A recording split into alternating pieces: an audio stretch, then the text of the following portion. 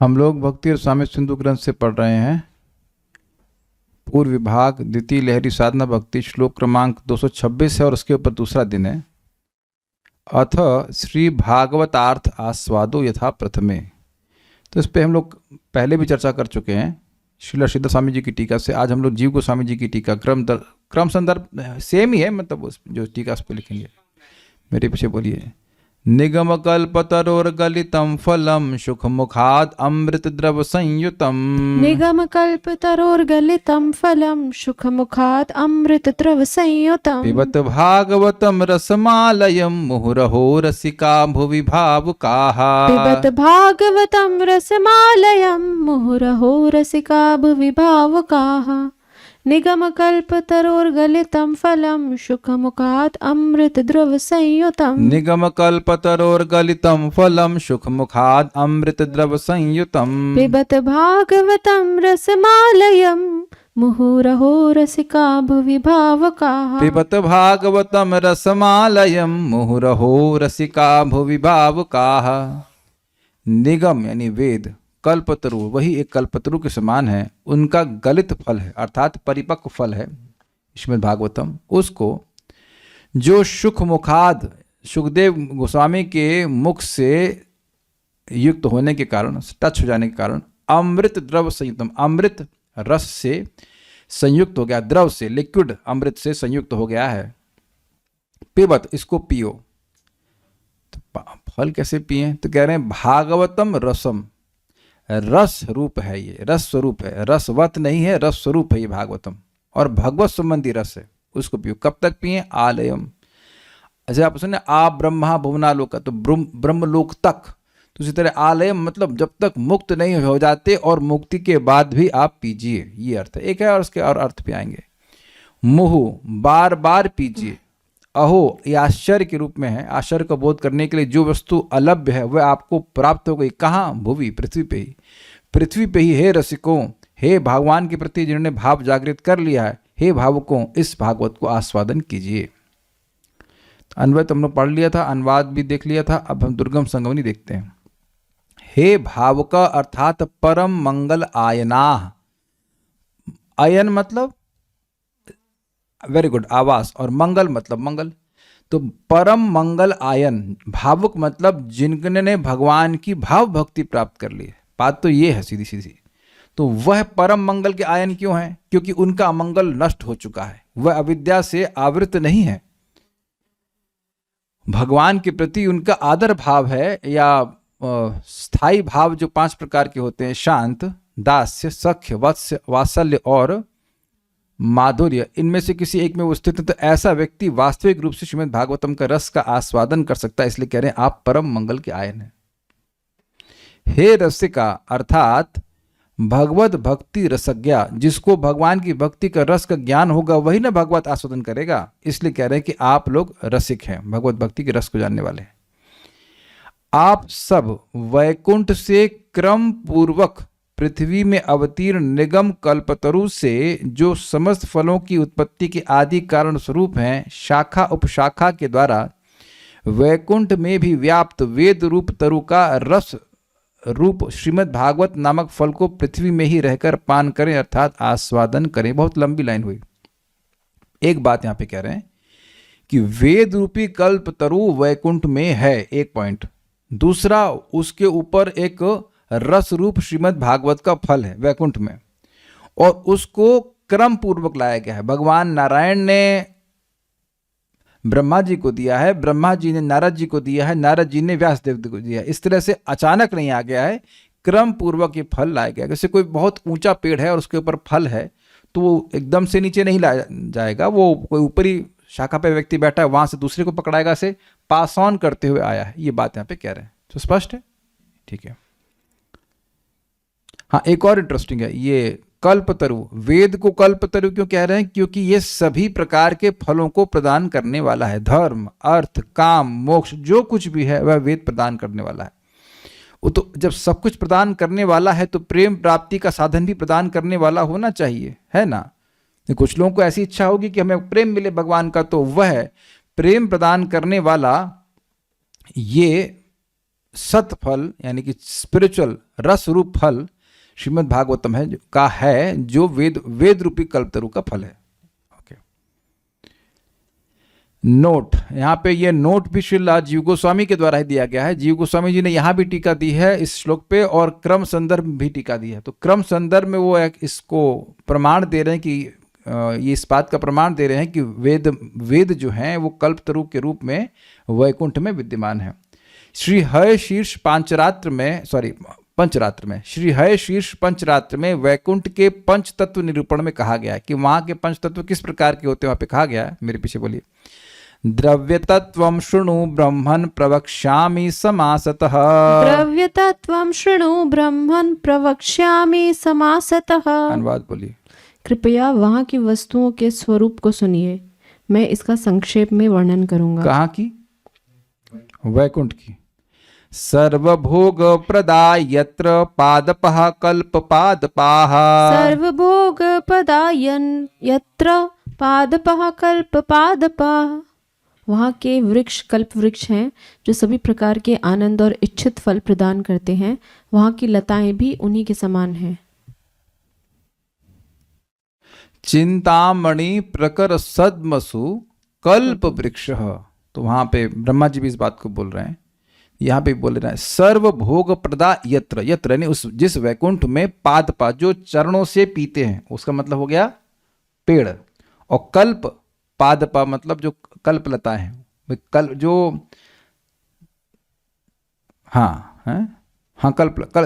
पादपा कल्प पादपा मतलब कि जो पेड़ हैं वह भी कल्प, गलत हो गया, पादपः कल्प पादपः, पादपा मतलब वृक्ष और कल्प पादपा मतलब कल्प वृक्ष है। तो जितने भी वहां पे वृक्ष हैं वो सब कल्प वृक्ष हैं, सारी इच्छाओं को प्रदान करने वाले हैं। ओके, तो ओके, गंध रूपम स्वाद रूपम द्रव्यम पुष्पादिकम च यत्। गंध रूपम स्वाद रूपम द्रव्यम पुष्पादिकम च यत्। हेयांशानाम अभावश्च रस रूपम भवेच्च तत्। हेयांशानाम अभावाच्च रस रूपम भवेच्च तत्। त्वक् बीजम चैव हेयांशम कठिनांशम यद् भवेत्। त्वक् बीजम चैव हेयांशम कठिनांश यद भवेत्।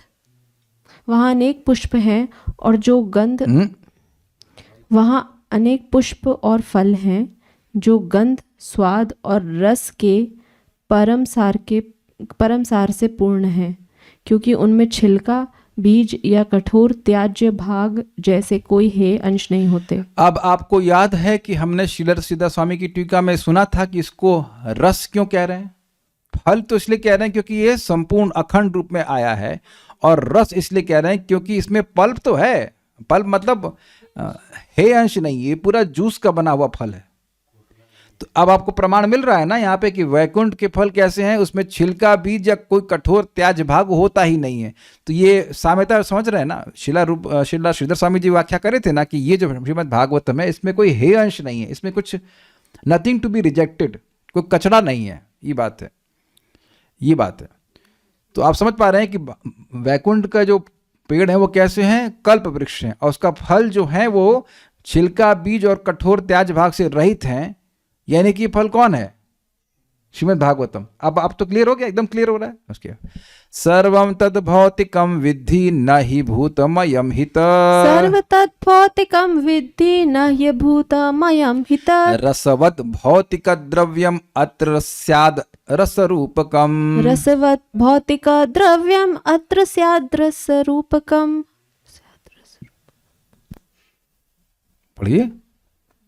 यह सब भौतिक नहीं है, ऐसा जानो। यह अत्यंत अद्भुत है।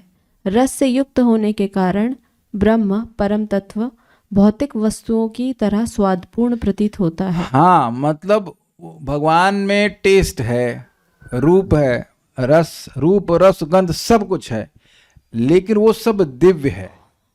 वो भौतिक वस्तुओं की तरह प्रतीत होता है क्योंकि भौतिक वस्तुएं भी रूप, रस, गंध आदि का टेस्ट प्रदान करती हैं, लेकिन वहां कुछ भी भौतिक नहीं, सब कुछ दिव्य है, चिन्मय है। वो बिछा लीजिए प्रभु जी के लिए, ठंड में बैठेंगे। हाँ, ये एक बड़ी इंटरेस्टिंग बात है। क्यों इंटरेस्टिंग बात है? देखिए, हमें शब्द से रस मिलता है, सुनने से भी अच्छा लगता है, लेकिन जब हम श्रीमद् भागवतम सुन रहे हैं तो कोई वो अच्छा लगना, वो भौतिक अच्छा लगना नहीं है, ये समझना चाहिए। जब हरे कृष्ण मंत्र बोलते हैं और अच्छा लगता है तो वह अच्छा लगना भौतिक अच्छा लगना नहीं है। आप इस बात को इस बात से समझ सकते हैं, अपने अनुभव से समझिए कि जब आप सुबह चैंटिंग बड़े अच्छे से करते हैं तो आपको एक संतुष्टि का अनुभव होता है कि नहीं? You feel satisfied. और वह संतुष्टि कोई भौतिक गाना गाना सुना है या कुछ और सुना है, उससे बिल्कुल अलग होती है। आप सभी लोग अभी भी अनुभव कर सकते हैं बिल्कुल भक्ति की हम लोग प्रारंभिक अवस्था में, फिर भी जब जप अच्छे से करते हैं, कुछ भगवान की बात सुनते हैं, तो वहां से जो टेस्ट मिल रहा होता है वो भौतिक वार्ता सुनने से बिल्कुल अलग है।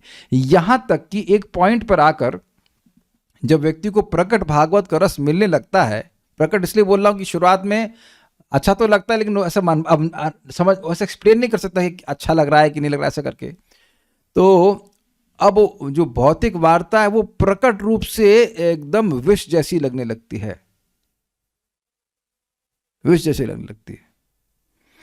आज मैं रिकॉर्डिंग सुन रहा था एक प्रवचन की, तो उसमें इंजीनियरिंग शब्द आ गया, तो वो सुन के ही मेरे को इतने हृदय में, क्या मैं उसको कहूँ, मतलब इतनी वितृष्णा हुई। वो सारे सब्जेक्ट जो मैंने पढ़े थे वो सारे याद आ गए कि वो सब पढ़ा था, और वो उनके प्रति इतना, मतलब इतनी हे बुद्धि हुई कि क्या थर्ड क्लास चीज़ है। आध्यात्मिक दृष्टि से सब थर्ड क्लास ही हो, थर्ड क्लास में 10th class, is of no use for Krishna consciousness. ठीक है, जो इंजीनियरिंग की जो चीज़ें हैं उसको उपयोग करने का अलग बात है, इनको कहे पढ़ो उसको, तो वो नहीं पढ़ सकते उसको। बहुत बड़ा अंतर है भौतिक वार्ता में और भगवत वार्ता में। तो ये लग सकता है, ये लगता है भौतिक वस्तु जैसा, लेकिन ये है नहीं। यही बात यहां पे बोल रहा है, ठीक है? क्योंकि ब्रह्म का सर्वोच्च स्वरूप रस ही है। ब्रह्म का सर्वोच्च स्वरूप कौन है? भगवान है। रसो वैसा, वो रस रूप हैं, इसलिए वहां के हर वस्तु, आध्यात्मिक जगत की हर वस्तु रसमय है, लेकिन लगती है भौतिक वस्तु जैसे। क्योंकि भौतिक वस्तु जैसे रस देती है वैसे भी वो भी रस देती है, लेकिन वो रस अलग प्रकार का है, दिव्य, इसलिए भौतिक नहीं मानना चाहिए। यह सर्वोच्च रस सर्वत्र व्याप्त है, मतलब भगवान हर जगह। इसी आध्यात्मिक रस के प्रभाव से भौतिक वस्तु में भी स्वाद या रस प्रकट होता है। जैसा भगवान बोलते हैं, पुष्णामि चौषधि सर्वे सोमो भूत्वा रसात्मका। सारी औषधियों को मैं पुष्ट करता हूं, चंद्रमा बनकर के उनमें रस भरता हूं। बेसिकली बात क्या है? बात यही, जगत में जो भी हम सुख अनुभव करते हैं इंद्रिय तृप्ति से भी, वह आ कहां से रहा है? वो भगवान से ही आ रहा है। भगवान के ही सुख का एक बहुत अल्प मात्रा का सुख है वो, ये बात है। ओके, आगे बढ़ते हैं। और वे रुचिकर या स्वादिष्ट कही जाते हैं भौतिक जगत में। यहां अत्र शब्द वैकुंठ को सूचित करता है, यह प्रकरण से उपलब्ध होता है। यह अत्र मतलब यहां पे आया, अत्र स्याद रस रूपकम, तो ये अत्र शब्द है मतलब यहां। तो यहां का मतलब जो है शीर्ष पंचरात्र है, उसमें जो डिस्कशन हो रहा है उस प्रकरण में अत्र को बोला गया। अत्र मतलब यहाँ वैकुंठ। मैं जैसे मैं कहूँ यहाँ पे जो क्लास हो रही है, तो यहाँ का मतलब वृंदावन धाम में मेरे घर पे क्लास हो रही है। कंटेक्स्ट में बात हो रही है ना, कि मैं क्लास कहाँ हो रही, तो यहीं हो रही क्लास हो रही है। तो यहाँ का मतलब मेरे घर पर, या जिस घर में मैं रह रहा हूँ वहाँ पर, वृंदावन में चैतन्य विहार फेज 2 में, ऐसे करके। I hope it is very clear. तो यद्यपि पूरा है शीर्ष पंचरात्र हम नहीं पढ़ रहे हैं, लेकिन जीव गोस्वामी जी पढ़ करके बता रहे हैं कि अत्र मतलब यहाँ पे जो डिस्कशन चल रहा है उसकी बात कर रहे हैं, वहाँ वैकुंठ के बारे में बात हो रही है।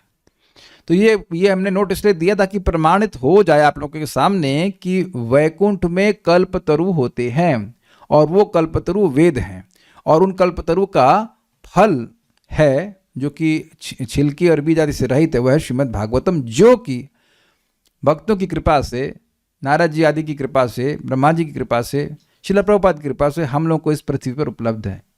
पृथ्वी पर उपलब्ध है, स्वर्ग में नहीं उपलब्ध है।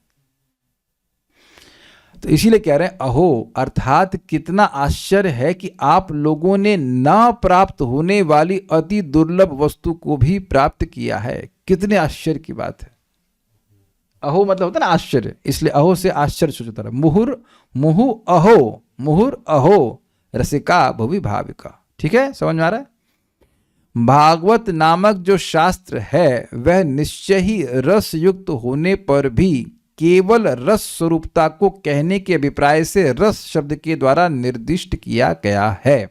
मतलब यद्यपि श्रीमद् भागवत में रस है, वह रस से युक्त है, लेकिन ये रस से युक्त मात्र नहीं है, ये साक्षात रस स्वरूप है। जैसे मैंगो रस से युक्त होता है, सेब रस से युक्त होता है, लेकिन उसमें छिलका और बीज भी होता है। गुठली या बीज कह लीजिए वो, अग्रीड। मैंगो में भी होता है और सेब में भी होता है। तो वह रस से युक्त है ये कहा जाएगा, लेकिन वह रस स्वरूप है ये नहीं कहा जाएगा। तो रस स्वरूप है कहने का मतलब है, इसीलिए शब्द रसम कहा गया है, ना कि रसवत कहा गया है। Is it okay? क्लियर? ये तो हमने कल भी चर्चा करता है, रिपीटेशन है, इस बात को समझ गए होंगे आप। रस स्वरूप है ये।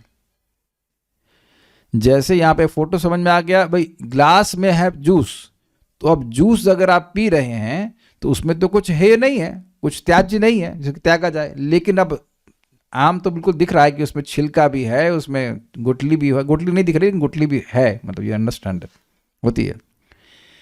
भागवत शब्द से पिबत भागवतम रसमालयम, तो कह रहे हैं भागवत शब्द के द्वारा इस रस का अन्य से भिन्न होना निरूपित हुआ है, अर्थात भगवत रस ही यहां पर वर्णित है। प्राकृत रस का वर्णन श्रीमद् भागवत में नहीं है। ये समझे बात? पिबत भागवतम रसमालयम, भागवतम मतलब भगवान के संबंध में। तो जो भी रस श्रीमद् भागवतम में प्रस्तुत किया जा रहा है वह भगवान के संबंध में है। भगवान के ही नाम, रूप, गुण, लीला का वर्णन है, और किसी देवी देवता का कोई गुणगान इसमें नहीं रखा गया है। भगवान की बात हो रही है, भगवान के भक्तों की बात हो रही है। Is it okay? भागवत मतलब भगवान के संबंध में, भागवत मतलब भक्तों के संबंध में। ग्रंथ भागवत, बुक भागवत, ग्रंथ भागवत, भक्त भागवत। Is it okay? सबको समझ में आ रहा है? भागवत रस पिबत, पिबत भागवत रसम, समझ में आ रहा है? भागवत के रस को पियो, जिसके भगवान से संबंध है, इसको पियो। ठीक है। भागवतम भगवान से संबंधित होने के कारण रस भी भगवत संबंधी है, यह रस भक्तिमय ही है। तो स्पष्ट ये बात बोल रहे हैं कि भगवान भागवतम भगवान से संबंधित है, तो जो भी रस मिलेगा वो भगवान के संबंध में मिलेगा, ये बात है। नोट, क्योंकि इस रस, नहीं ये लाइन छूट गई, यह रस भक्तिमय ही है ना। What does that mean? This is brilliant, this is very nice. ये रस भक्ति से परिपूर्ण है। जैसे मैं कहूं, okay let's see how much Vedvadi knows, आंवला का जूस किस चीज से मय है, उसमें किस तत्व को सबसे ज्यादा प्राप्ति होती? किसी को पता हो तो चैट में बताइए, देखिए कोई जानता। Very good, vitamin C. तो मैं ये कहूं कि आंवला का जूस विटामिन सी मय है तो गलत नहीं है ना। खट्टा है वो ठीक है, स्वाद तो खट्टा है, कोई पिया है आंवला का जूस? सब पिए होंगे। तो आंवला, एक आंवले में 16 संतरों के बराबर विटामिन सी होता है। तो विटामिन सी मय हो गया, यानी कि वेदवाद ने आंवले आप जूस पिएंगे तो क्या बढ़ेगा? Vitamin C. Yes, simple simple, not vitamin D, not vitamin D, agreed. और अगर मैं कहूँ सूर्य की रोशनी, विटामिन डी, इतना तो इजी है, जानते हैं।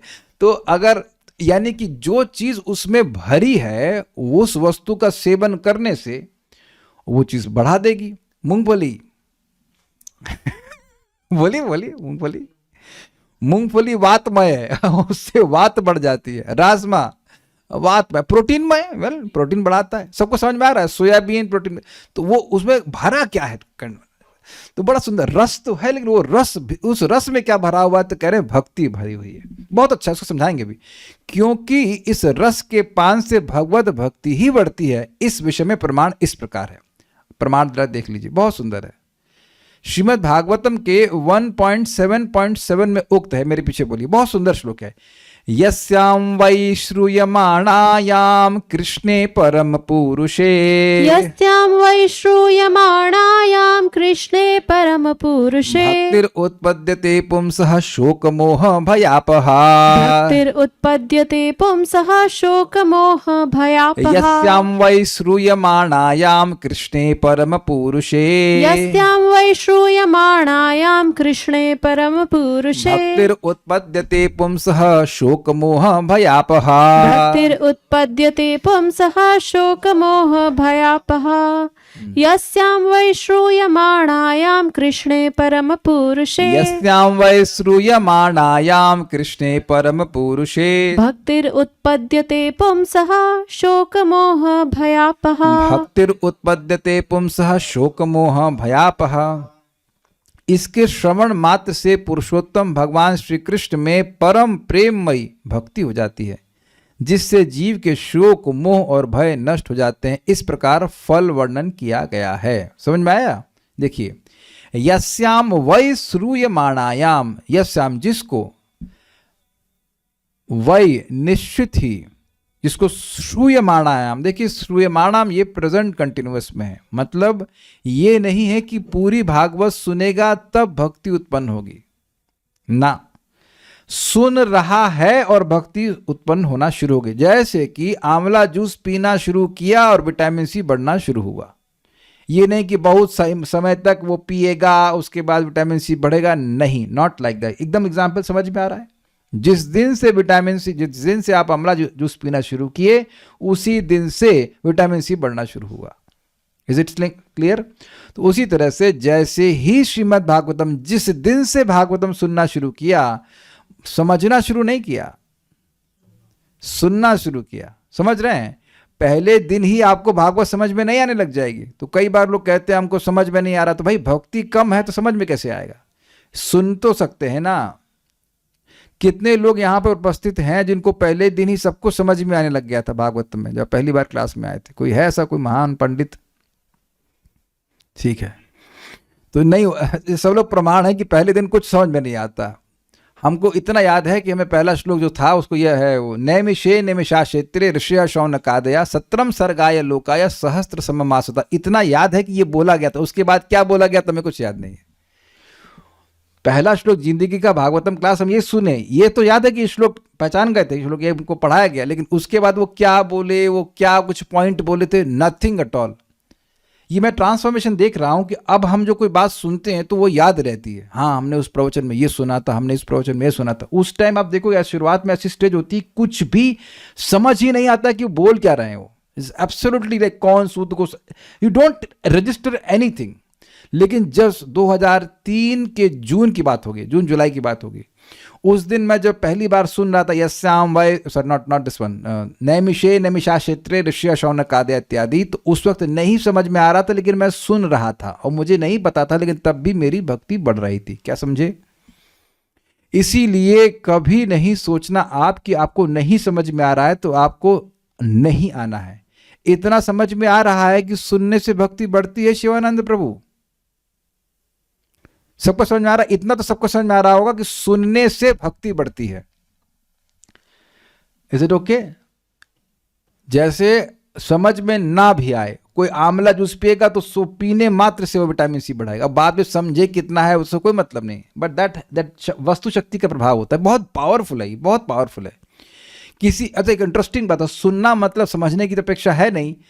कोई किसी का, यहाँ पे मान लीजिए कोई माँ है और उनके छोटा बच्चा है, तो ही बिठा दो उसको, भाई कहीं ना कहीं तो बिठाएंगे उसको, अपने गोदी में बिठाइए, सुनाइए कथा उसको।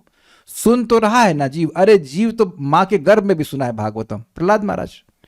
तो माँ के गर्भ में तो और कठिन स्थिति होती, तो वहां से तो काफी अच्छी स्थिति है ना। You give me TG medicine.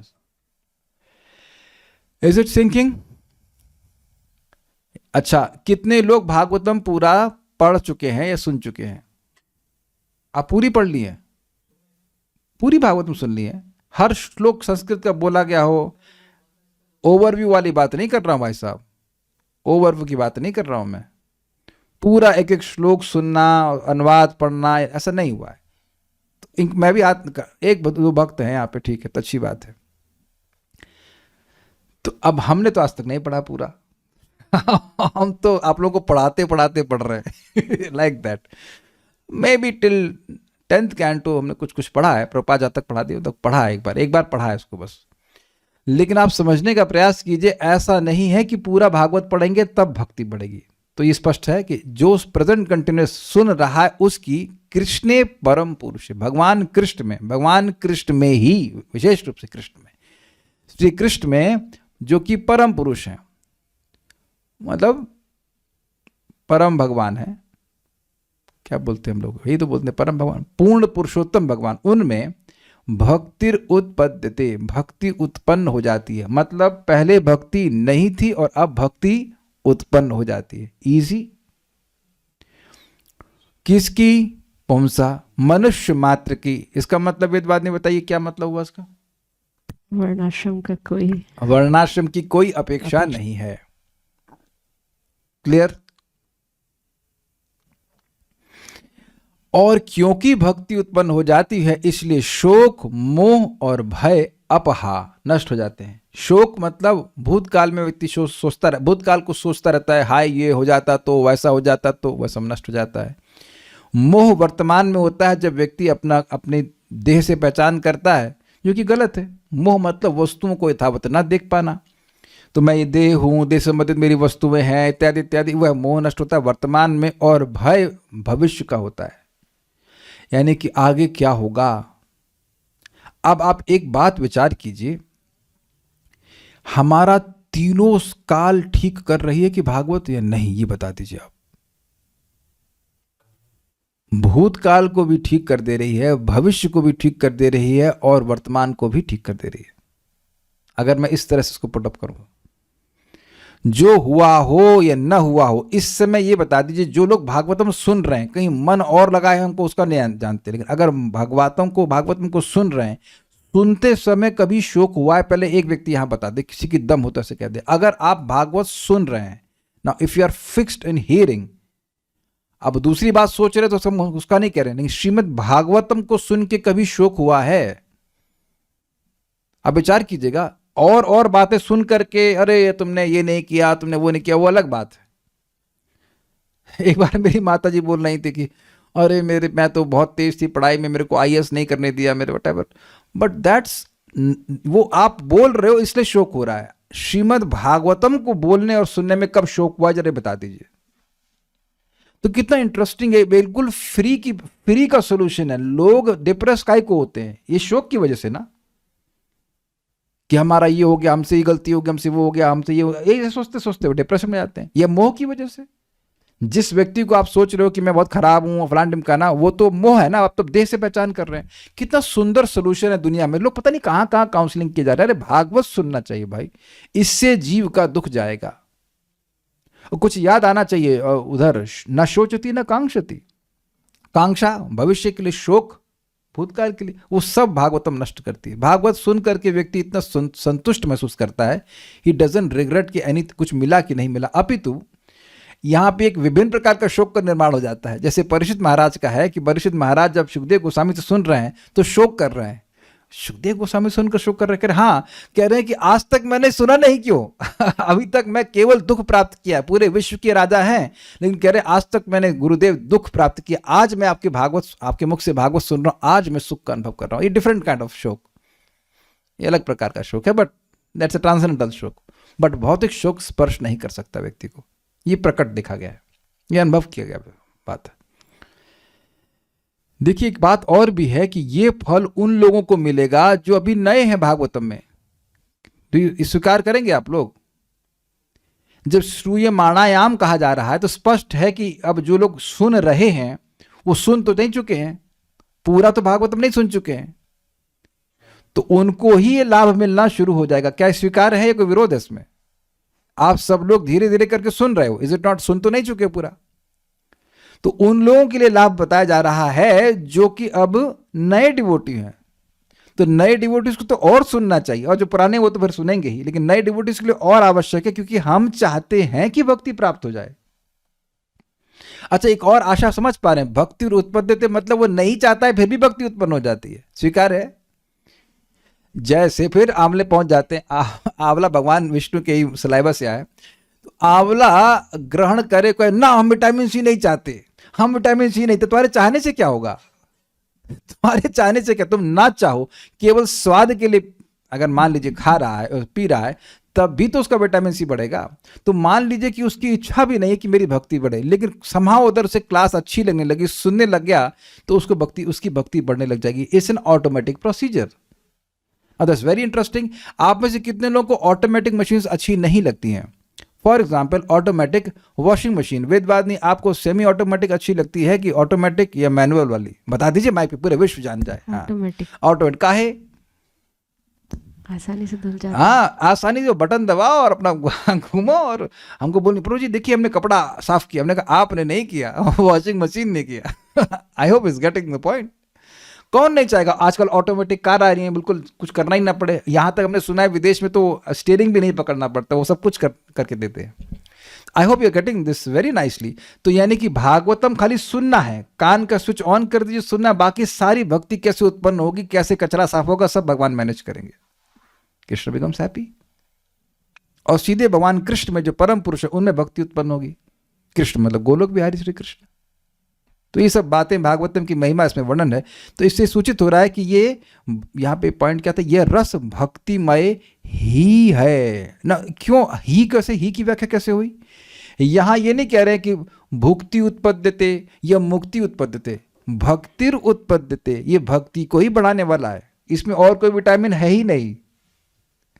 समझे ना बात? कहीं कहीं तो मल्टी विटामिन की टैबलेट होती है और कोई एक होती है, इसमें बस B12 ही है, व्हाट है फॉर एग्जाम्पल।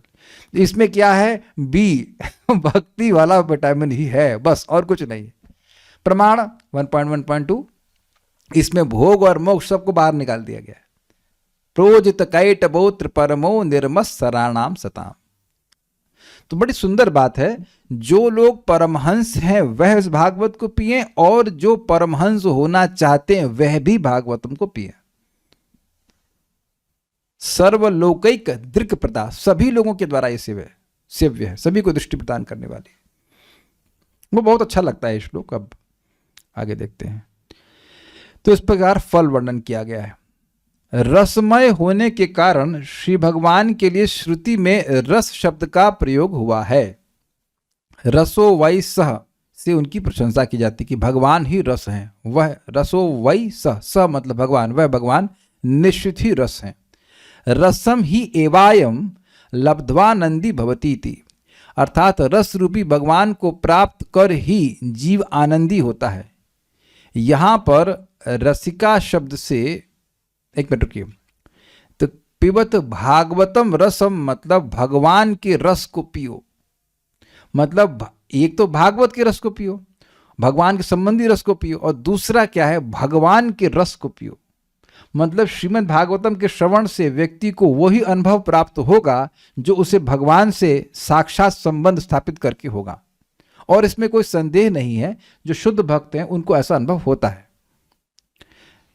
प्रभुपाद जी अपने प्रथम स्कंद के तात्पर्य में कहीं कहते हैं कि जो व्यक्ति का हृदय पवित्र हो गया है वह भागवतम के हर पन्नों में श्रीमद् भागवतम भगवान श्री कृष्ण की अनुभूति कर सकता है। और ये बताया भी गया कि भागवतम के 12 है ना, 12 स्कंद, तो प्रथम 3 जो हैं वह भगवान के चरण कमल हैं, if I am not wrong, है प्रथम दो जो हैं, ऐसे करके विभिन्न अंगों के रूप में भगवान के भागवतम के विभिन्न स्कंदों का वर्णन किया गया है। जो 10th कैंटो में भगवान का मुख है, 11वां जो है वो भगवान का सर वाला भाग है।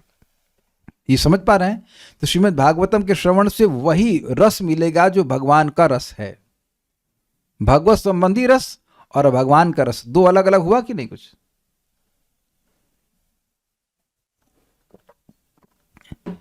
प्रभुपाद जी जब नारद जी का प्रकरण आता है तो वहां प्रभुपाद जी कहते हैं कि Srila Narad ji has kindly appeared in the pages of Shrimad Bhagavatam. यानी प्रभुपाद जी कह रहे हैं कि नारद जी प्रकट हुए हैं श्रीमद् भागवतम में, ग्रंथ भागवत में।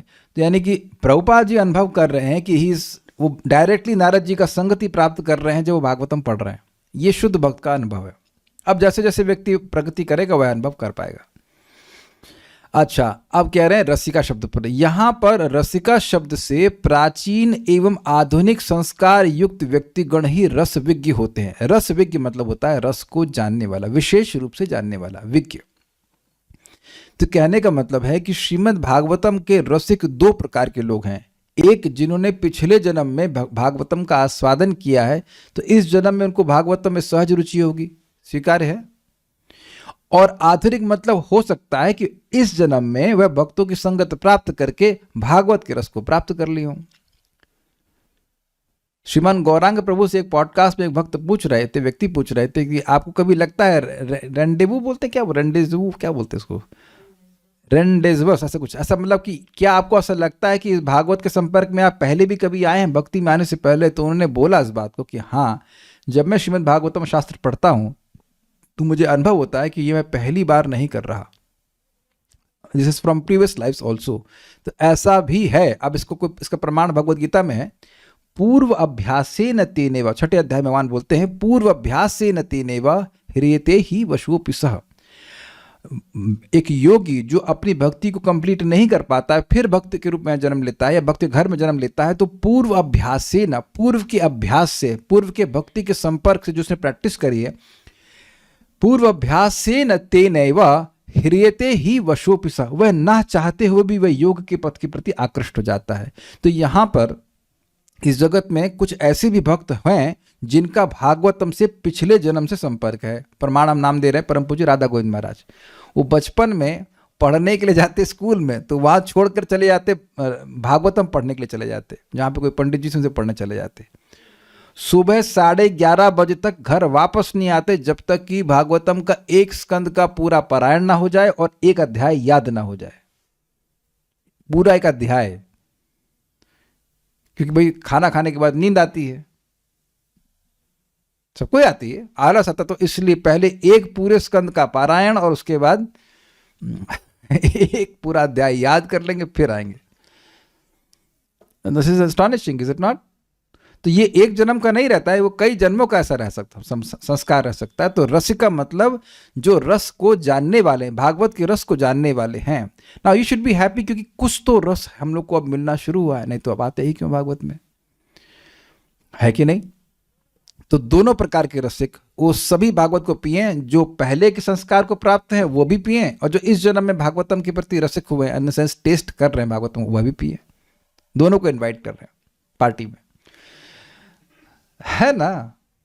गलित, गलित शब्द से सुपक को फल रूप है, यह कहकर शास्त्र पक्ष में सुनिष्पन्नार्थ युक्त, अर्थात शास्त्र के अर्थ को अच्छे से प्रकट करने के सामर्थ्य से युक्त है एवं अधिक स्वाद युक्त श्रीमद् भागवत शास्त्र है कहा गया। ये देखिए, इंटरेस्टिंग है। गलितम फलम, फल अगर कच्चा हो तो मीठा नहीं होता है। आम, अब कच्चा आम तो बिल्कुल मीठा नहीं होता है। तो अब बात यह है कि प्रथम स्कंद के प्रथम अध्याय में, इज इट 5th श्लोक, जिसमें पूछा गया कि भाई आपने तो बहुत सारे शास्त्र पढ़े हैं, सूत गोस्वामी जी से पूछा गया शौनक आदि ऋषि ने, तो वो 9th है शायद जो भी है, तो उन्होंने कहा भाई सारे शास्त्रों में वो सार क्या है, उनका सार क्या है वो बताइए। तो उस सार को श्रील सूत गोस्वामी जी 1.2.6 में बिल्कुल स्पष्ट बता दिए। वह सार जिसको जान करके जीव परम सुख की प्राप्ति करे। सवय पुंसाम परो धर्मो यतो भक्तिर अधोक्षते अहैतुकी अप्रतिहता येनात्मा सुप्रसिद्धि। बड़ी इंटरेस्टिंग बात है, बहुत इंटरेस्टिंग बात है। आप भगवत गीता की तुलना श्रीमद् भागवतम से करिए, दोनों को एक तरफ रख के देखिए। भगवत गीता में जब श्रेय की जिज्ञासा अर्जुन ने करी, तो क्या भगवान तुरंत भक्ति के बारे में बताए? यस श्रेय स्यात् निश्चितम ब्रूहि तन्मे शिष्यस्तेहम शाधिमाम त्वाम प्रपन्नम। भगवान से अर्जुन ने पूछा, है ना, भगवान से अर्जुन ने पूछा कि मेरा निश्चित श्रेय कैसे होगा बताइए। तो भगवान सांख्य योग का उपदेश दिए हैं, लेकिन तुरंत भक्ति योग नहीं बताए। 2.40 में वहां से कुछ कुछ बताना शुरू किए, लेकिन तुरंत नहीं बताए। अग्रीड। लेकिन सूत गोस्वामी जी कब बोलना शुरू करते हैं? प्रथम स्कंद में तो वो बोले नहीं है, सॉरी, प्रथम स्कंद के प्रथम अध्याय में नहीं बोले हैं, वहां प्रश्न किए गए हैं। अब प्रथम स्कंद के दूसरे अध्याय में जैसे ही बोलना शुरू करते हैं, वो सीधे कहते हैं भगवान की शुद्ध भक्ति अगर प्राप्त हो जाए जीव को, अहेतु की भक्ति, तो उससे वो सुखी हो जाएगा, उसी से उसका श्रेय होगा। समझ रहे हैं अंतर? क्या मैं समझा पाया? भगवान भगवत गीता में क्रमशः बताना शुरू करते हैं, वो निष्काम कर्म योग, ज्ञान योग, अष्टांग योग, फिर भक्ति योग बताते हैं, और सभी जगह भक्ति का समावेश है। लेकिन सब जगह बता रहे हैं, क्यों? क्योंकि अन्य अन्य प्रकार के लोग हैं, किसी का कर्म में अधिकार है, किसी का ज्ञान में अधिकार है, किसी का भक्ति में अधिकार है, तो उसके अनुसार भगवान सबको समेट रहे हैं, मतलब एक साथ जोड़ ले रहे हैं। लेकिन यहां पर ये निष्काम कर्म योग, ज्ञान योग, ये सब नहीं बता रहे हैं। सवय पुंसाम परो धर्मो यतो भक्ति रदोक्षजे अहेतु के प्रतिहता ये नात्मा सुप्रसिद्ध। जीवात्मा सुखी तभी होगा, अच्छे से प्रसन्न तभी होगा जब उसकी भगवान में अहेतु की भक्ति हो जाए, प्रेम भक्ति प्राप्त हो जाए। ये समझ में आया? और वैसा ही धर्म करना चाहिए जिससे कि भगवान में भक्ति हो जाए। ये भी समझ में आ गया। यानी जीव का श्रेय इसमें है कि वह साधना भक्ति करे, भाव भक्ति को लक्ष्य करके भगवान की भक्ति करे, भगवान श्री कृष्ण की भक्ति करे। अधोक्षज मतलब भगवान कृष्ण। क्या सब लोग समझ पा रहे हैं अंतर? तो मैं ये सब क्यों कह रहा हूं? शास्त्र का ये परिपक्व कंक्लूजन है। श्रीमद् भागवतम के दूसरे स्कंद में ब्रह्मा जी ने कहा है कि मैंने 3 बार पूरे वेद को पढ़ लिया है और उसका कंक्लूजन ये समझा है कि रतिरात्मनो भवेत्, भगवान में रति हो जाना, भगवान में प्रेम हो जाना। तो इस प्रकार से श्रीमद् भागवतम कुछ लेफ्ट राइट नहीं बोलती, सीधी बात बता रही है कि भाई शास्त्रों का कंक्लूजन ये है कि भगवान में भक्ति हो जानी चाहिए। शास्त्रों का कंक्लूजन कर्मयोग, ज्ञान योग, अष्टांग योग नहीं है। तो ये परिपक्वता हुई कि नहीं हुई बताइए? द कंक्लूजन, जो मैच्योर कंक्लूजन है श्रीमद् शास्त्र का, उस रूप में भागवतम प्रकट कर रही, इसीलिए इसको गलित फल कहा जा रहा है। राइपेंड मैंगो कह लीजिए, राइपेंड मैंगो तो नहीं, राइपेंड फल कहिए, मैंगो से तो तुलना कर रहे हैं। क्या ये पॉइंट समझ में आया सभी लोगों को? आप भागवतम में कहीं नहीं दिखाएंगे निष्काम कर्मियों का वर्ण हो रहा, ग्लोरीफाई कर रहे हैं, नहीं, कुछ नहीं हो रहा सा। अभी तक हम लोग प्रथम स्कंद सुनते आ रहे हैं, तीसरे स्कंद तक पहुंच गए हैं, कहीं नहीं भगवान की भक्ति के बारे में बार बार बताया रहा है, कैसे भक्ति करके लोगों ने भगवान की प्राप्ति करी, ये सब बात बता रहे हैं। यहां तक कि आप लोगों ने 4 कुमारों का प्रकरण भी सुना, तो वहां भी स्पष्ट है कि ब्रह्मानंद से भी श्रेष्ठ भजनानंद है। तो भजन करेगा तब ना, जब भजन करेगा तब तो आनंद मिलेगा ना। तो वहां भी स्थापित हो गया कि भाई ब्रह्मानंद से श्रेष्ठ भजनानंद है। जो लोग सुन रहे हैं उनको पता होगा मैं क्या रेफर कर रहा हूँ। I hope you are getting the point. वो ब्रह्मानंद को अनुभव करने के बाद भी जब वो वैकुंठ जाते हैं तो ऐसा अनुभव करते हैं सुख जिसके आगे अब उनका ब्रह्मानंद फीका हो जाता है। सबको पता है? किसी को पता है? किसी को नहीं पता? किसी को नहीं पता, एक को व्यक्ति को पता है। ठीक है, बाकी लोग सब, चलो मैं सुला तो पाया कम से कम क्लास में। ठीक है, at least you got some nice sleep. I could serve the devotees. Okay, तो you understand what I'm trying to speak. यानी कि वेदों का परिपक्व कंक्लूजन क्या है, ये बताइए वेदवादी। सारे वेदों का परिपक्व कंक्लूजन क्या है? भगवान कृष्ण में भक्ति कैसे? Very good. कैसे? भगवान स्वयं गीता में भी कहते हैं वेदेश सर्वेर अहम एव वेद्यः वेदांतिकृत वेद वेदेव चाहम। वेद का प्रयोजन भगवान को जानना। भगवान कैसे जानते हैं? भगवान की भक्ति के द्वारा। तो वेदों का परिपक्व कंक्लूजन, परिपक्व पका हुआ कंक्लूजन है भगवान की भक्ति, और श्रीमद् भागवतम भक्ति को ही प्रस्तुत करता है। तो इसीलिए इसको गलित फल कहा जा रहा है, पका हुआ फल है इसे। ठीक है, और ये अच्छे से प्रकट कर देता है, मतलब एकदम क्लियर समझ में आता है कि भगवान की भक्ति करना ही जीवन का एकमात्र लक्ष्य है। अच्छा, फिर रस क्यों कहते हैं? रस कहने से फल पक्ष में छिलका एवं गुठली नहीं है ऐसा कह करके इस भागवत शास्त्र के पक्ष में कुछ भी अंश है नहीं है, इसे दिखाया गया। ये तो समझ में आ रहा है, इसलिए रस कह रहे हैं। क्योंकि ये देख लीजिए, फोटो समझ में आ रहा होगा, कल भी दिखाई थी। ये एक मैंगो दिख रहा है जो कि जूस से बना है। ये जस्ट है इमेजिनरी फ्रूट, सा तो होता नहीं है, ऐसा फल इमेजिनरी है, लेकिन भागवत सच है। ऐसा फल केवल चैट जीपीटी देगा आपको मिलेगा नहीं, लेकिन ये वास्तविक है। हाँ, भौतिक जगत में, ऑब्वियसली भौतिक जगत में इमेजिनरी, वैकुंठ में है, लेकिन ये इस तरह का फल नहीं जो नीचे दिखा रहे हैं। ये वैसा मैंगो नहीं जिसमें कि छिलका हो और गुठली इत्यादि हो। इसमें कोई भी श्लोक छोड़ने वाला नहीं है। ठीक है, वेद रूप तर्व का परम फल कहकर श्रीमद् भागवत का परम पुरुषार्थत्व दिखाया गया है। क्या मतलब है? देखिए, अर्थ का मतलब फल होता है। धर्म, अर्थ, काम और मोक्ष, मोक्ष भी एक फल है कि नहीं? और ये सब कैसे मिलता है? वेद की आज्ञा का पालन करके। बिना वेद की आज्ञा पालन किए तो धर्म, अर्थ, काम और मोक्ष नहीं मिलेगा। ये पहले समझ में आ रहा है? ये समझ में आ रहा है ना? धर्म एक फल है, ये समझ में आ रहा है कि मेरा धर्म, मुझे धर्म मिले, ये होता है कि नहीं? मैं धर्म को अर्जित कर सकूं। अग्रीड। उस धर्म से क्या मिले? अर्थ मिले, तो वह भी एक फल है या नहीं है? अंडरस्टूड? ठीक है। और उस पैसे को लेके अचार बनाएंगे, उससे कुछ काम, कुछ इंद्रिय तृप्ति मिले। भाई कुछ खरीदते हैं तो वो वस्तु एक फल के रूप में है कि नहीं? तोड़ के लाते हैं ना अमेजन के पेड़ से, अमेजन पे ऑर्डर करते हो ना, कुछ टाइप किया और वो फल आ गया आपके पास। Do you agree with this? और मोक्ष भी एक फल है, लेकिन ये सारे मटेरियल फल हैं, और ये सब वेद रूपी कल्पतरु से प्रकट हो रहे हैं। केवल यही फल नहीं है, ध्यान दीजिएगा। आगे भागवत ही फल हो ऐसा नहीं है। धर्म, अर्थ, काम, मोक्ष सब वेद के फल हैं, ये समझ में आ रहा है, लेकिन ये भौतिक है। लेकिन ये परम फल है, दिव्य फल है। The goal of Vedas is the fruit of Vedas. The goal of a tree is to produce fruit. क्या समझ में आ रहा है? किसी पेड़ का उद्देश्य क्या होता है? फल देना। फल उस पेड़ का उद्देश्य होता है। तो ये वेद रूपी तरु का परम फल है, अर्थात ये परम पुरुषार्थ है। मैं लिंक समझाने का प्रयास करूं। पुरुषार्थ फल होता ही समझ रहे हैं। पुरुष का अर्थ यानी प्रयोजन, अर्थ मतलब प्रयोजन। तो कोई जीव किस प्रकार के प्रयोजन को लक्ष्य करता है? धर्म को, अर्थ को, काम या मोक्ष को, या फिर भगवत प्रेम को।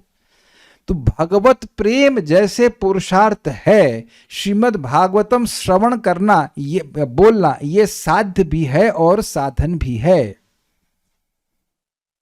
श्रीमद् भागवतम सुनना भक्ति है कि नहीं? और भक्ति जीवन का लक्ष्य है कि नहीं? तो भक्ति जीवन का लक्ष्य है और भागवत सुनना क्या है फिर? माइक पे बताइए वेदवाद ने। भागवत सुनने से भगवान के प्रेम की प्राप्ति हो जाएगी। आप समझी नहीं? साध्य भी, मैंने ये कहा कि मैं ये बता रहा हूं कि भक्ति जीवन का लक्ष्य है कि नहीं जी। और भागवत सुनना भगवान की भक्ति है कि नहीं? तो भागवत सुनना जीवन का लक्ष्य है कि नहीं? हाँ, भक्ति प्राप्त होगी। तो ये समझना होगा कि भक्ति के केस में साध्य और साधन अलग अलग नहीं है। नाम जप करना भक्ति है, तो नाम जप करना जीवन का लक्ष्य नहीं है। समझ रहे? We chant Hare Krishna to chant Hare Krishna, we hear Bhagavatam to hear Bhagavatam, और उसका आस्वादन कर सकें। उम्मीद है कि बात समझ में आ रही होगी। ये इसलिए थोड़ा सा कठिन लगता है क्योंकि इस जगत में साध्य और साधन अलग होता है, कि इसीलिए तो बोल रहे हैं आलयम मोक्ष पर्यंत भगवत प्रेम की अवस्था में भी भागवत सुनो।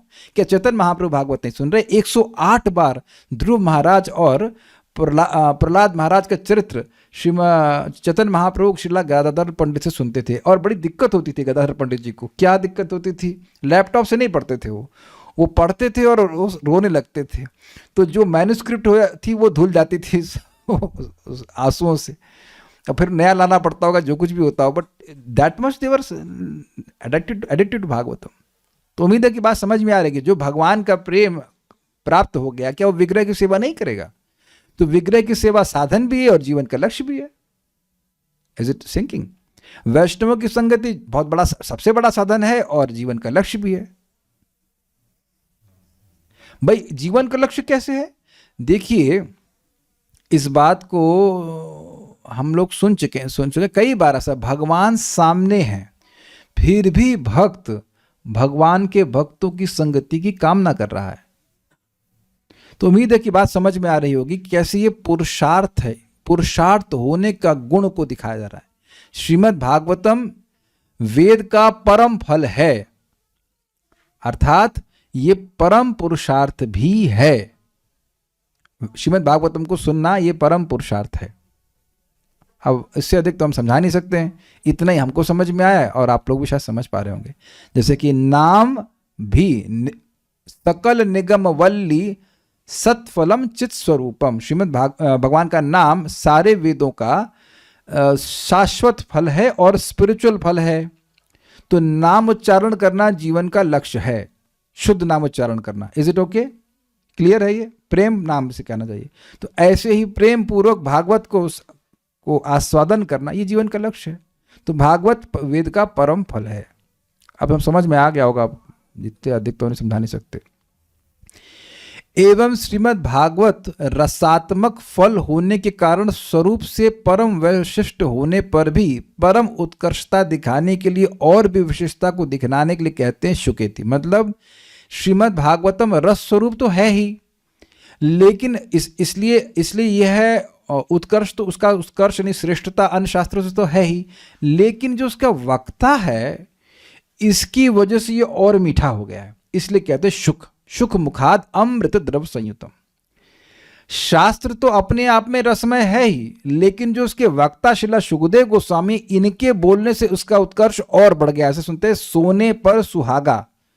I don't know what is the meaning of सोने पर सुहागा, मतलब हमको नहीं पता, मतलब ये मतलब पता है लेकिन सोने पे सुहागा लगने से क्या होता है हमको नहीं पता, सुहागा क्या होता है ये भी मुझे नहीं पता, बट अर्थ आप समझ रहे हैं कि और बढ़ जाता है। या फिर ऐसे कहते हैं कि अंगूठी में हीरा, icing on the cake.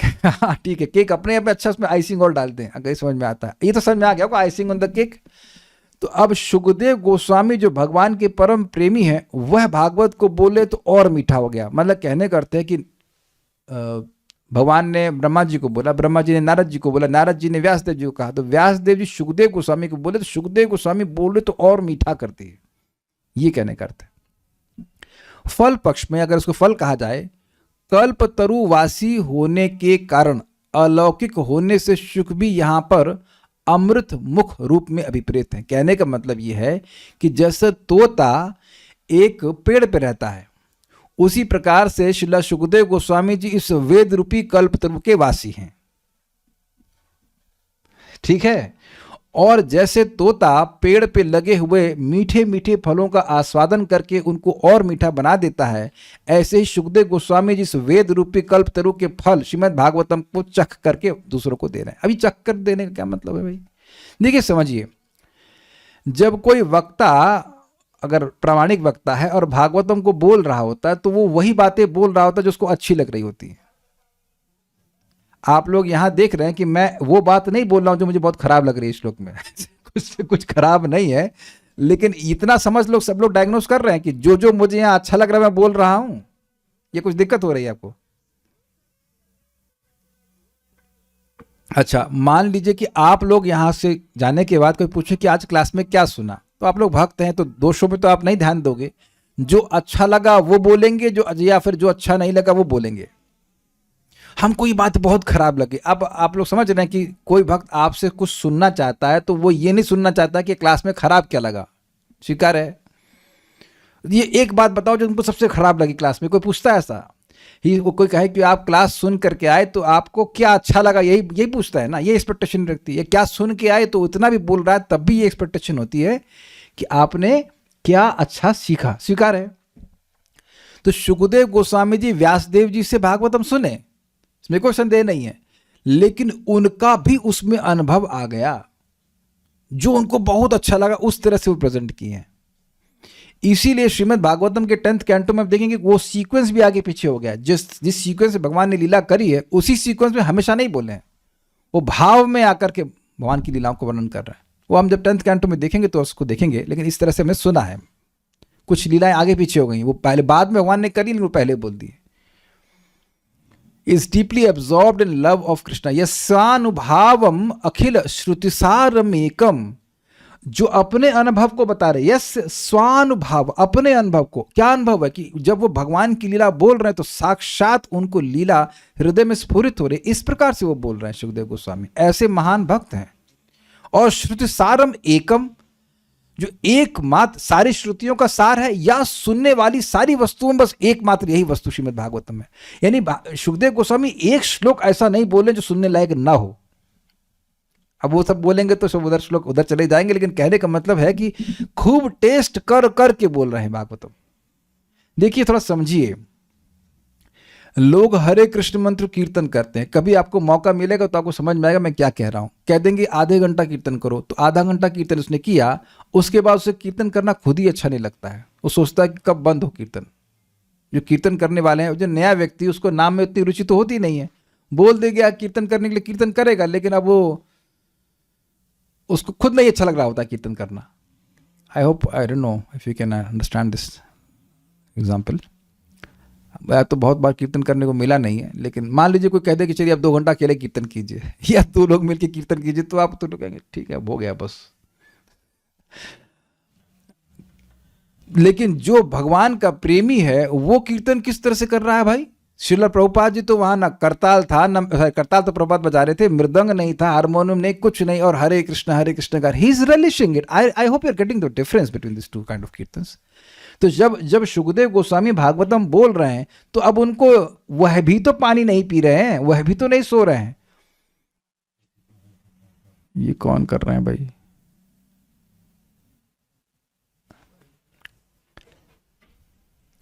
White board नहीं प्रस्तुत कर रहे हैं नॉट डिस्टर्बिंग। एनीवेज, तो हम खाली बात ये कर रहे हैं कि सुखदेव गोस्वामी भी पानी नहीं पी रहे हैं, उनको कोई मतलब नहीं है कि पानी पिए कुछ पिए, कोई मतलब नहीं। He is also deeply happy, he is unlimitedly happy speaking Bhagavatam.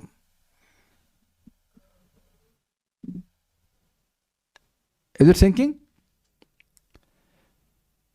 इसलिए वो मतलब वो जो उनकी भक्ति है उसकी वजह से भागवतम को और आस्वादन कर रहे हैं, और जब उनके मुख से प्रकट हो रहा है तो भागवतम और आस्वादनी हो गया। ये कह रहे हैं सुख मुखाद अमृत द्रव संयुतम। अतः उसके यानी सुखदेव गोस्वामी के मुख को प्राप्त करके जिस प्रकार फल नहीं सॉरी उसके मतलब तोते के, अतः उसके मुख को प्राप्त करके जिस प्रकार फल विशेष रूप से स्वादु होता है, उसी प्रकार परम भागवत मुख संबंध को प्राप्त कर भगवत गुण वर्णन भी परम स्वादु होता है। ये समझे बात? जैसे तोता किसी फल में चोंच मार देता है तो ऐसा माना जाता है कि वह फल बहुत मीठा हो जाता है, ऐसे ही जब कोई शुद्ध भक्त भगवान के गुणों का वर्णन करते हैं तो वो वर्णन और अच्छा हो जाता है। अच्छा, हम ये बोले ही जा रहे हैं कि आप लोग को महसूस भी होता है। आप महान भक्तों के प्रवचन सुनेंगे तो वो बड़े ही आस्वादनीय लगते हैं, बिकॉज वो बड़े प्रेम से भगवान का वर्णन कर रहे हैं। देखिए, मैं इसको एक लौकिक बात से समझाता हूं तो आपको समझ में आएगा। मेरी दादी को अपने पिताजी से बहुत प्रेम था। हम उनके पिताजी से कैसे मिल सकते हैं? हमारी दादी हैं, इज इट नॉट? तो वो मर चुके हैं, एक भौतिक व्यक्ति, लेकिन इतने अटैचमेंट से वो बोलती थी कि हमको भी उनके पिताजी अच्छे लगने लगे। तुमने दादी वाली कहानी सुना, दादी वो कोई सुपरमैन तो ना है, लेकिन जस्ट तो जब कोई व्यक्ति किसी में आसक्त होता है तो उसके गुणों का वर्णन वो आसक्ति से करता है। क्या मैं ये बात समझाने का प्रयास कर रहा हूँ? बहुत बार जगत में लोग फॉर्मली जब किसी की वो होती है ना, शोक सभा होती है, मर गया होता है या फिर रिटायरमेंट होने पर एक दो माला पहनाने के लिए आ जाते हैं और उससे गुणों का वर्णन जबरदस्ती करते हैं। मतलब उनको ऐसा नहीं कि कोई बहुत प्रेम होता है उनसे, पर उसमें वो कोई सुख का अनुभव नहीं करते हैं। लेकिन जो भगवान का प्रेमी है वो भगवान की बात बोलने में से कितना सुख मिलेगा, तो वही सुख सुनने वाले को भी ट्रांसफर हो जाता है। Is it sinking? ये बोल रहे हैं। अतः तादृश परम भागवत वृंद महेंद्र, मतलब जितने भी भक्त हैं, भक्तों का समूह है, उनमें सर्वश्रेष्ठ जो हैं श्री सुखदेव गोस्वामी के मुख से संबंधित विगलित होने से कहना ही क्या। कहने का मतलब ये है, देखिए बात मैं ठीक से समझाया नहीं, बताता हूं। यहां ये कह रहे हैं कि कोई परम भागवत है, उसके मुख से संबंध होने से भगवान के गुण वर्णन ऐसे सुंदर लगता है, अच्छा लगता है, जितना अच्छा भागवत होगा। और ये भागवतों में सिरमौर है, शिरोमणि है। सुखदेव गोस्वामी इतने अद्भुत हैं कि उनको कपड़े की फुर्सत नहीं है, कपड़े पे ध्यान नहीं है, कुछ ध्यान नहीं, भोजन का ध्यान नहीं, इतने भगवान में रमे हुए व्यक्ति हैं। तो जब ये कथा कहेंगे तो कैमित नाय से कहना ही क्या। Is it okay? बहुत आस्वादनीय लगेगी। अतएव परम स्वादु एवं परम काष्ठा प्राप्त होने से इसके आस्वादन कर लेने पर अन्य ग्रंथों के आस्वादन में कभी भी तृप्ति की संभावना नहीं होती है। मतलब एक बार जब श्रीमद् भागवतम का आस्वादन कर लिया तो उसकी मति और किसी शास्त्र को सुनने में नहीं जाएगी। और उसका कभी कभी मैंने देखा भी है, ऐसे कौतुक में, क्यूरियोसिटी में कोई पुराण उठाया, लेकिन उसमें प्रकट आप देखेंगे बहुत सारा कर्मकांड वर्णन होता है। इस देवता की पूजा करो, इसकी करो, उसी करो, तो मन खिन्न हो जाता है और तुलना करता है कि देखो, और उसका भी प्रयोजन है उस प्रकार के लोगों को कैटर करने के लिए, लेकिन भक्त को वो संतुष्ट नहीं करता है। भक्त को संतुष्ट नहीं करता है। उन शास्त्रों में जो भक्ति वाला एलिमेंट है उसको निकाल कर श्री रूप गोस्वामी जी भक्ति साम्य सिंधु में रखे हैं। लेकिन ऐसा नहीं कि पूरा शास्त्र पढ़ने के लिए आपको कह रहे हैं। नाना शास्त्र विचारणे को निपड़ो सद्धर्म संस्थापक, सद्धर्म की, भागवत धर्म की संस्थापना कर रहे हैं विभिन्न प्रकार के शास्त्रों को विचार करके। लेकिन ये नहीं हम लोग को कहा जा रहा है कि आप सारे शास्त्र पढ़िए, ये सब नहीं कहा जा रहा है। और ऑलरेडी भागवत में पॉइंट, पहला प्रश्न क्या है? सारे शास्त्रों का सार बताइए। वो भगवान की भक्ति है। तो ये स्वाभाविक सी बात है कि सार को छोड़ के और कुछ बताया ही नहीं जाएगा। Is it thinking? मूल प्रश्न ही यही है कि हमें शास्त्रों का सार बताइए जिससे जीव सुखी हो जाए। तो वो दुखी करने वाला कोई बात बताई ही नहीं जाएगी। मैं फिर से रिपीट कर रहा हूं, श्रीमद् भागवतम में हमको आपको दुखी करने वाली बात कोई बताई ही नहीं जाएगी। Nothing which will make you unsatisfied will be spoken in Shrimad Bhagavatam. Is it okay? सोचिए, कभी कभी एक फीस्ट है तो उसमें कोई चीज ऐसी होती जो बिल्कुल अच्छी नहीं लगती, कुछ अच्छी होती कुछ अच्छी नहीं लगती, लेकिन ऐसा कोई फीस्ट बना दे जिसमें सारी चीज आपको पसंद आए, तो वो फीस्ट में जाएंगे या वहां जाएंगे जहां पे कुछ ऐसी चीजें भी दी जाती है जहां आपको जो पसंद नहीं आती? अब तो समझ में आ रहा है ना? और अगर रोज ऐसा मिलने लगा तो व्यक्ति और अन्य स्थानों में नहीं जाएगा। तो जिसने भागवतम के रस को सचख लिया है वह अन्य शास्त्र को नहीं पढ़ेगा। ये परम सुस्वादु है, श्रीमद सुखदेव गोस्वामी के द्वारा आया है, वेद का परम फल है, इत्यादि इत्यादि। अपने में खोज विशिष्ट है ही, और साथ साथ वक्ता जो इतना सुंदर बोल गया है इससे और सुंदर हो गया है। आगे की बातें हम लोग कल चर्चा करेंगे भगवान ने चाहा तो। उम्मीद है कि आप लोगों को ये टीका अच्छी लग रही होगी। और जहां तक मुझे स्मरण आ रहा है कि मैंने चक्रवर्ती पाद की टीका को आधा पढ़ाया था। Let's see, will have some time, then will. मुझे अच्छे से याद है कि मैं कहीं पे आके रुक गया था, तो उस समय मिलेगा, मैं सामर्थ्य भगवान ने दिया तो उसको भी हम पढ़ेंगे। Very nice shloka, thank you so much. कोई प्रश्न है किसी बात का तो हम देख लेते हैं। हाँ, पता नहीं क्या बोल रहे हैं। Feedback, someone came at your place, नहीं पता। ठीक है, so will stop now. Shrimad Bhagavatam की जय, श्री श्री भक्ति रसामृत सिंधु की जय, श्रील प्रभुपाद की जय, निताई गौर प्रेमानंदे।